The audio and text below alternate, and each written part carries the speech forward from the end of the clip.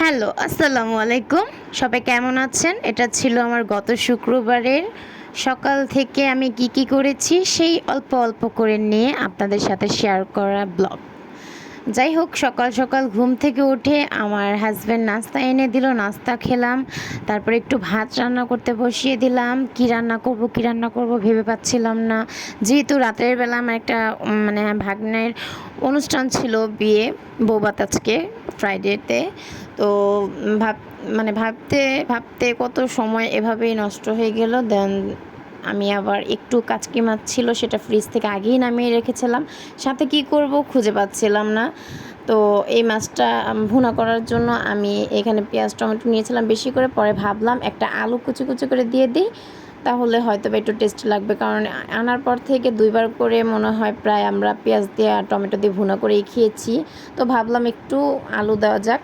তো যা বলা তাই, আলু দিয়ে আলুগুলো আমি কুচি কুচি করে কাটতে পারি না। আমার আম্মু খুব সুন্দর করে আলুগুলো কুচি কুচি করে কাটে, আর সেটা 5 মিনিটও লাগে না গলে যেতে। কিন্তু আমার আলুগুলো একটু গলতে সময় লাগবে, তাই আমি তরকারিটা আগে একটুখানি ভালো করে জাল করে নিয়ে তারপরে ওপর দিক দিয়ে মাছগুলো সুন্দর করে বিছিয়ে দিলাম। আর এই মাছগুলো আমি আগেই কিন্তু খুব ভালোভাবে ধুয়ে নিয়েছিলাম।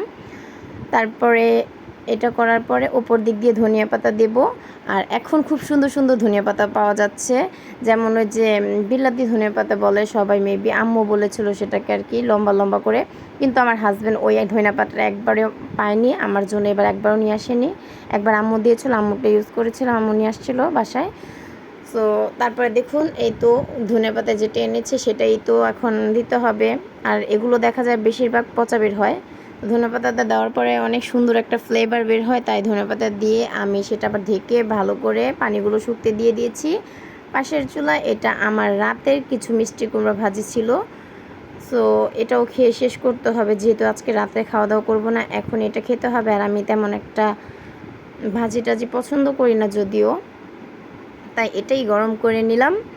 ফ্রিজে দেখলাম যে ফ্রিজে কিছু কিছু খাবার রয়ে গেছে, সেগুলো আমার শেষ করতে হবে। আর বাবু কিন্তু সেগুলো খাবে না, তাই বাবুর জন্য একটু মাংস দিয়ে আলু দিয়ে যে তরকারি রান্না ছিল সেটাই নিয়েছিলাম। আর প্লাস আমার কিন্তু আর কিছু করতে দেয়নি। আমার হাজব্যান্ড বললো কিছু করতে হবে না, উনি বাইরের থেকে আমাদের জন্য একটু টিকা নিয়ে আসছিলো মাংসের, সেটা দিয়েই ভাত খেয়ে সব কিছু মিলিয়ে খাওয়া হয়ে গেছে।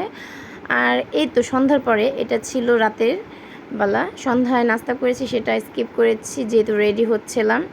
দেন এইখানটাতে আমার ছেলে ও তার পাপা একসাথে বসেছে, আমি এই পাশটাতে বসেছি। ও আমার সাথে কোথাও গেলে খেতে চায় না, আর বিয়ে বাড়িতে ওর যা একেবারেই শুধু শুধু কিছু মুখে দেয় না। যাই হোক, এখানটাতে দেখুন ব্রাইডটা কি মাশাআল্লাহ সুন্দর ছিল, অনেক ছোটোখাটো পুতুলের মতো একটা ব্রাইড ছিল। দেন খাওয়া দাওয়া করে ছবি টবি তুলে বাসায় চলে এসেছি।